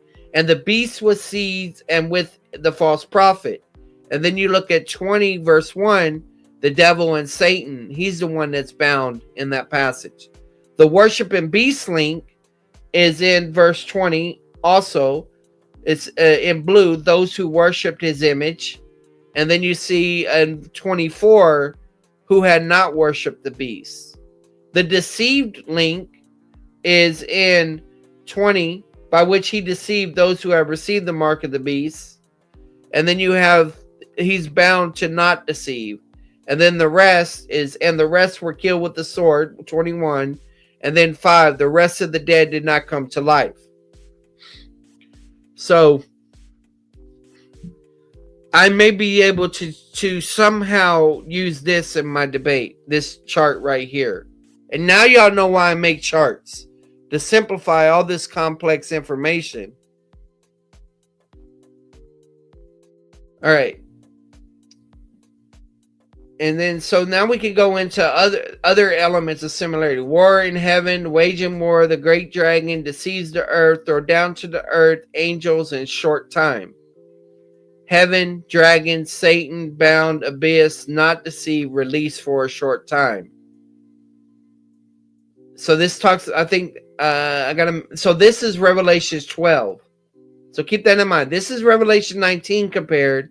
This is Revelation 20. But here's a comparison with Revelation 12 and 20. I'm probably going to do the color thing here as well. I just highlighted the main elements and I'll distinguish them later on. So Kirschner says this deals with the issue of the nature of the abyss. Does Satan have influence when he's bound? The language of Satan's incarceration: seize, bound, through, pit, lock, sealed it over him, and deceive the nations no more. In Revelation 9, 1 and 3, he has a key, the release. Those demons in the bottomless pit couldn't influence people at that time, and they were given power. And then the smoke was able to escape. But he calls our section, I think, Satan's par excellence activity. In Revelation 12, 9, it says he who deceives the whole world. Revelation 13, the dragon gives the beast power. Well, here's the thing. If Satan, the dragon, is bound in the pit, how can he give the beast power in the tribulation? And I know they're not going to believe in a literal tribulation, but with the imagery, it doesn't make sense. Even if you're thinking this is a myth or a fairy tale or something. Authority to rule, and the world followed. Revelation 16 and 19, Satan deceives the to go to the battle of Armageddon. Now what's interesting is the original recipients of the book of Revelation would not believe that Satan was bound. In fact, in 2:9 and 3:9, you see that he's behind the persecution that they're experiencing, and it's caused by the synagogue of Satan. And Pergamum is where Satan's throne is. And Thyatira is where they're learning the deep things of Satan. So there's no sense where they thought Satan didn't have influence. So what is the point? Has Jesus failed? In other words, if all this is supposed to happen at the defeat of Satan was supposed to happen at the cross where he was bound, what's going on there? Well, Hokema says this: can't deceive the nations to the point where they learn the truth from God. And Kirschner says that's a false distinction because nations are made up of individuals, and individuals can be deceived. And it doesn't make sense with the absolute fettering language that's mentioned there. And then, so really, Kirschner says this debate comes down to Satan not really bound, according to their view. Or how he puts it, Satan is bound on a bungee cord. And, you know, he goes into the fettering language to some of those passages like that. So, here's a chart that Kirschner made, and I just remade it in a different way. And so what you have here is you have Satan's banishment from heaven to hell. You got Satan's abode, and you got the purpose for each one of the banishments. So he's banished. He was in heaven, and he's banished to earth to end his revolt in the heavens. Then when he's on earth, he's banished from earth to end his deception of the nations. And then he's put in the abyss to banish him from deceiving the nations while he's in the abyss. And then he's let out on the earth again. But he's definitely defeated him later on. and then he's put into the lake of fire and sulfur as a permanent confinement. So there's some good charts here. I just got to figure out how to put them all in terms of timing. And then this is a chart that I used in my Clem debate, which basically deals with the frequency and intensity of Satan's influence. So you got unfallen Satan. I mean, unfallen man. No, yeah, this is Satan. You have unfallen, how the fallen Satan operates through time and bound forever. When he's unfallen, he's sinless. Okay. Now that he's fallen, you have two categories of this. You have the sinful and free to tempt humanity, but God permits or denies him in some type of way. Then you got this gap here where he has zero influence during this time that he's bound during the millennium, and then he's released. And then you have the lake of fire. Okay. I need to put this as a zero influence too as well. So this is what I'm thinking here. And I actually might have changed my numbers. I had to adjust that later on. But this is what I was thinking. We have to put the tribulation at a 10. Because that's whenever Satan has full reign of the earth. Okay? And we're going to have to put the rebellion after he's let out again at a 10. So in light of that, I was like, okay, well, during Jesus' ministry, we might as well put that as a 9 when Satan had a lot of influence. Because you had casting out of demons, you had direct conflict, and all of that. And then I would put the apostles and the prophets at an 8. Okay? But you could lump Jesus and the apostles and the prophets together at the same. But here's the point. Before Jesus' ministry, I would say that Satan was operating at a 6. He didn't increase in intensity, or at least it didn't become overt until Jesus was on the scene. But during the church age, since 70 AD, Satan's been operating at a 7 right now. Okay? So this is significant because if these amillennialists think that we're experiencing Satan bound right now, he's only bound at a 7. Whereas the premillennialist believes that when he's bound, he'll have zero influence. All right, so this is just a scratch of, like, if I needed to write out my thoughts of how I think things might flow. I haven't narrowed this down for timing. I said this is Adam's opening expectations from the previous debate he's had and him appearing on SFT. So we debated the same topic back to back, one day after another. He debated Phelan, I debated Scott Clem. But the debate took different directions because it depends on how the debate is framed and the debater himself, you know, what skills, what background, all that stuff. Adam framed his last debate as follows. This is pretty much a quote for him. If my opponent would like to win this debate, he will have to show, 1, how will Christ return before or at the millennial kingdom? 2, how there is a bodily millennial kingdom on earth with Christ. And 3, how his arguments and explanations of Revelation 20 is insufficient or inferior to his own explanation. He framed it as an issue of 1,000 being a symbolic number. My framing for the debate would be more on the area of Satanology or demonology, like I told him, coming from the perspective, building off of what I did in the previous debate. And that's me playing it safe because there's more stuff I want to dive into and I don't want to get into those other things before I'm fully prepared to deal with them. So he might catch me. He might get me. But regardless, I want to keep developing what I did in my first Scott Clem debate because all my free grace debates build on top of each other. And I want all my eschatology stuff to build on top of each other. So the binding of Satan is the main issue. I would delay other hermeneutical issues till later to stay focused. I believe Satan is not yet bound. Adam believes Satan is bound because demonic activity has decreased. But does he believe that Satan's influence was at a 9 before the cross? He doesn't believe that it dropped to a 0 after the cross. Yet the incarceration imagery shows Satan has no influence. I would put Satan's influence at an 8 during the 1st century. That's when there was apostles and prophets. From 80 to 100, I will put Satan's influence at a 7 because no overt possessions occurred. You know, people want to go into their stories, but I'm not going to get into all that. You know, I'm really a conservative on that as a selective cessationist. In the tribulation, I will put Satan's influence at a 10. In the millennium, Satan's influence is 0. Yet the flesh and the world remain enemies.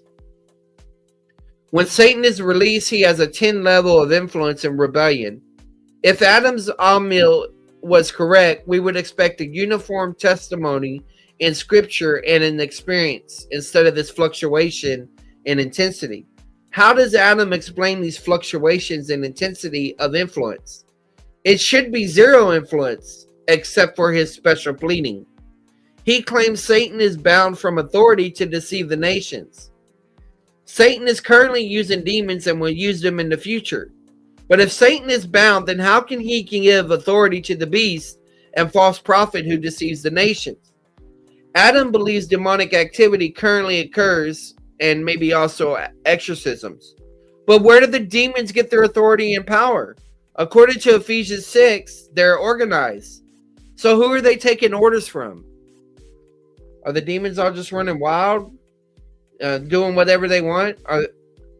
So where Adam wants to focus on when Christ will return, the real debate is when is Satan bound? At the cross or in the future? What would the world look like if Satan is bound? Would it look like this world we currently live in, or would you imagine it would be something better? We do not need to get into detail about the millennial world. That can be done in future debates. I will show his arguments and explanations are insufficient and that they're inferior in explanatory power to the premillennial position. I expect him to attempt to argue that 1, numbers are symbolic for a long period of time, but that's not the focus of the debate. 2, there are not multiple comings of Christ. That's not the focus of the debate. That's what he did in that other debate. 3, and his reasons for amillennialism, which I will address those if I have time. Revelation 20 is an encouraging passage for the premillennial position, right? And I'm flipping it because he was saying that 20 was so encouraging as an Amill, but you'll see how this works. The reason it's encouraging from the premill position because it's the result of the return of Christ in Revelation 19. So that all 3 members of the unholy Trinity are bound. But the amillennial view of Revelation 20 is not encouraging if there's a contradiction. And clearly it does seem to indicate that there's contradictions all over the place concerning whether Satan is bound or not. The law of non-contradiction says A and non-A can't be true and false at the same time in the same sense. Is Satan loose to deceive the nations in Revelation 12?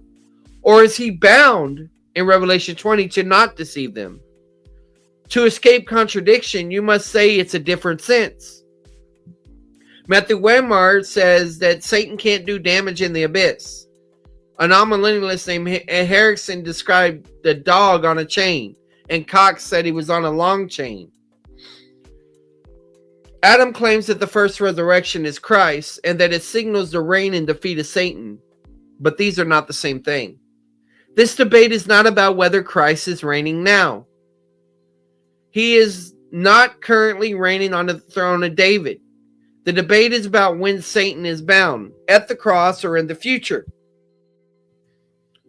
Adam assumes that Satan is, and I'll have to change some of this because now I know what he's going to be arguing a little bit better.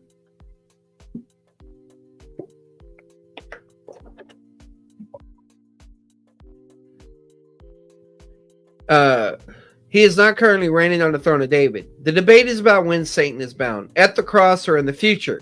Adam assumes that Satan is bound because he was defeated at the cross. But a judgment can be separate from the sentencing phase. Satan's actual sentence will not begin until the future. We can also speak of different aspects of Satan's judgment. If I had more time, I would chart that out. Just as we speak of different aspects of salvation in relation to sin. So in other words, run it through the chart. Adam gave a few passages that he argued for about Satan being bound at the cross. He mentioned Genesis 3:15, but Genesis 3:15, to the shock of a lot of Christians, it doesn't talk about the cross. It just explains that someone is going to crush the serpent's head. Well, when you look at Daniel 2, a mountain crushes the statue. So I think Genesis 3:15 is talking about that crushing and not the cross being the point of crushing. He quoted Mark 3:27, but that doesn't say when the strong man is bound. So we need to look at the meaning and the context of that passage. He mentions 1 John 3:8, but it does not say that Satan's works are destroyed already. It just says that's the purpose for it. And what about in Hebrews? Like when it says that to destroy that not all things are under his feet and all that type of language. Why can't this happen in phases? Isn't the amillennial view one long process of defeat? I'm not sure why I said that. I'm not sure that's relevant. But anyway, your view of the binding of Satan is a contradiction. Your view of the reigning of Christ is begging the question. You are assuming that Christ's reign began at the cross, and then assuming that's when Satan was bound. Yet none of your passages show Satan is bound. You claim 3 things will occur at Christ's coming. And I got to write down what those 3 are again. I thought I had them here, but it doesn't look like I do. You do not believe in a bodily... it sounded like you were saying he didn't believe in a bodily return of Christ. Yet you claim that the angels return bodily and visibly. These are things I got to double check. You claim that angels gather, resurrect the righteous and the wicked. And you claim the resurrection and the great white throne judgment occurs next. Then 2, the martyrs reigning with Christ. That it mentions the thrones because it's going to last a long time, the kingdom.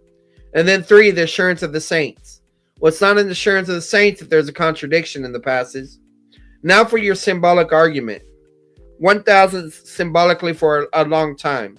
You gave 12 passages, but you only read 4 to talk about.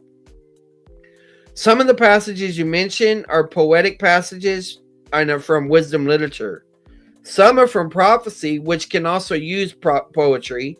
Some are from historical narrative, which includes prophecy and poetry. None necessarily support his claim that 1,000 is symbolic in Revelation 20. Why don't you believe in a bodily return of Christ? I got to make sure he believes in that. That's kind of confusing about that. That'd probably be one of the first questions I ask. Why don't you believe in multiple comings or phases of one? So I might ask that. I don't know. Why can't it signal defeat of Satan but not Christ's reign? Spiritual reign or what? What kingdom? Okay. This is some other stuff I have.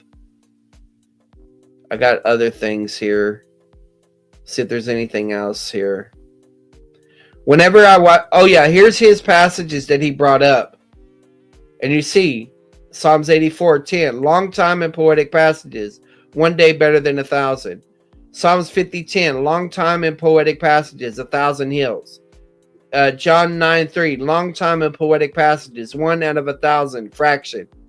2 Peter 3:8, prophecy can use poetry, one day compared to 1,000 years. Deuteronomy 32:30, prophecy can use poetry, listed but not read. Joshua 23:10, history can include prophecy and poetry, not read. 1 Samuel 18:7, history can include prophecy and poetry, not read. Psalms 94, long time and poetic passages, not read. Psalms 91:7, long time and poetic passages, not read. Ecclesiastes 7:28, long time and poetic passages, not read. Isaiah 16:22, prophecy can use poetry, not read. Micah 6:7, poetry can use poetry, not read. Those are my general statements about that. So I think these were where I started asking. I was listening to Adam's opening and came up with these questions. Are Amill really post-mill that believe Jesus has already come? Post-Mill is optimistic, but is the church not getting better? Are demons less bound or more bound than before? Is the church overcoming demons? Why does John 12:31 support this idea when it says the ruler cast out of where? Where is he cast to? Why Revelation 12 is at the cross? Why not relate to the benefits of the atonement? All pictures of defeat and loss of authority at the hands of Christ. 2. The reign of Christ signals the beginning of the millennium. Why do you believe Christ is reigning on the throne of David? What is the throne of David? Confusion like the Pharisees looking for the wrong kingdom. Yeah, it sounds like he's confused looking for the wrong kingdom. How were Satan and his forces their only enemy? Is Satan bound or his forces also? How did he get authority? Why Ephesians 6:12? Because he's quoting 6:12. The current struggle is currently bound. Why Ephesians 2:5 and 6 supports that? Because he quoted that. Why assume dead is salvation in Ephesians 2? Why assume seated in the heavenly places the throne of David? Are we made alive positionally or ultimately? There is no future resurrection, he was saying. Why is Satan let out? Why are there still nations in existence? Why expect glorified bodies? Why don't we have them now? Do you deny the 3-aspect chart? Assurance, saints, martyrs. Why is your view only on encouragement? Assurance of what? Revelation 1:9, 1 John, setting lists in the kingdom. I don't remember what that was about. I think this is about the assuring believers that they're blessed and do not have to fear the second death. What about the first step? And then the blessed part. And then I wrote frame the debate. So this is where some of the rebuttal stuff came in. Problem of imminent expectation in 2 Peter 3:3. Delay Christ's return. Return of judgment, symbolic 1,000. Christ will come contingent on certain factors. Coming judgment versus coming in judgment. Revelation not bodily. Matthew 24 at the trib. And their debate started going off the rails in a totally different direction than when I'm going to be going. So I was like, I got kind of bored. I was like, so there's one physical coming. When did the millennium begin? What difference does it make? So it was difficult to follow. But these were my original notes. The first time I watched the debate, I've watched the debate 3 times. Redemptive Days, Solar, Epistle Barnabas, all but not every person judgment take place. I think that's Phelan talking there. Yeah, so I went through and I made all these notes. And then Phelan's cross-exam. These notes are here. But really, I don't think any of this is relevant for my particular debate. Had I had more time, it might have been good for me to watch some other premillennial debates. And the difficult thing is Adam doesn't have much out there on eschatology. But yeah, these are all my notes. Oh, definition of free grace. Where did I get this? Oh, somebody was asking me about my definition of free grace. This is something I was working on. Has nothing to do with this. 9 beliefs of premillennialism. I think this is Kirshner again. Yeah, so these are the 9 beliefs that Kirshner says premillennialism holds to. Resurrection will occur before or at the millennium. Christ's victory is coming will result in Satan being incarcerated. This will inaugurate the kingdom. Sequential link between Revelation 19:20. Kingdom will be on earth and will last 1,000 years. The kingdom will include resurrected and non-resurrected people. Ultimate description of Satan will be delayed. Of his judgment. Great white throne judgment. New Jerusalem at beginning or end. Commences. I can't remember what the commences part is. Age of peace before the pessimistic.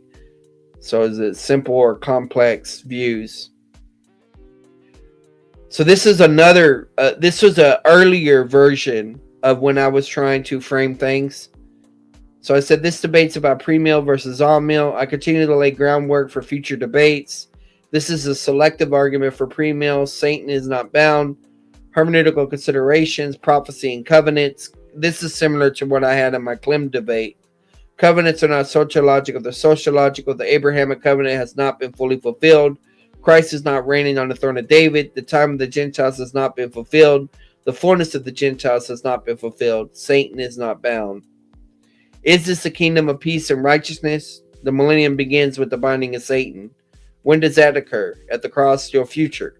The chart concerning Satan's influence. Make an alternative chart.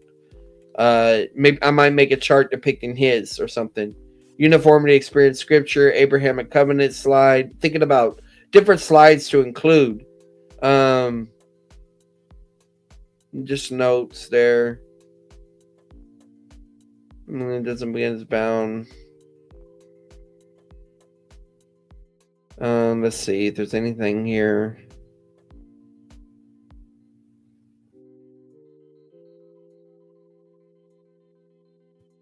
And that's it, guys. And so, as you see, I got a lot of work to do. And it's challenging because, I have to come home from work. And I've been so tired. I've been falling asleep. And then I wake up and work on it a few hours. Then I have to go back to sleep. But I think what I'll do now is there's certain segments that I went through as I was talking with y'all about this that I'm like, I need to time myself in that particular area. And then from that, I may be able to construct my opening structure. So anyway, now y'all know a little bit about the method of my madness, how I approach things, as messy as it is. I don't know if y'all have ever seen a picture of Eminem's lyrics. I'll show you. These are famous.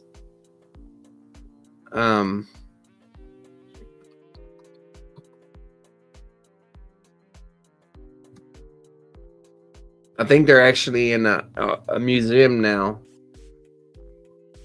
Images. Yeah, so you got tons of these.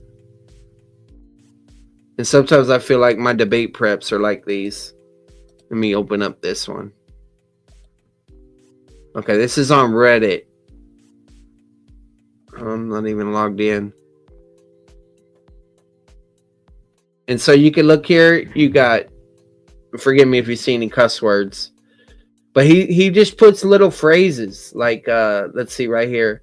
He's got this one circled. It says, vomit on my sweater already. Mom's spaghetti. He's got that circled like a main idea, right? And then he's got rhymes that rhyme like a lot, plot, plot, plot. He's got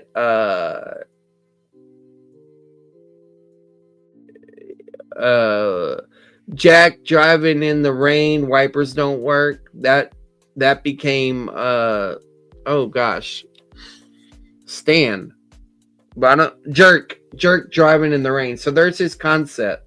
An idea comes to his mind and he puts it together like that, And so if you go look at these, you can even zoom in closer. And you could find different stuff from different songs that he's done. And this is how he writes all his stuff. So nobody can understand what he's writing down. And so sometimes I feel like in my earlier stages of prep, I'm more like this. But all right, y'all have a good night. God bless.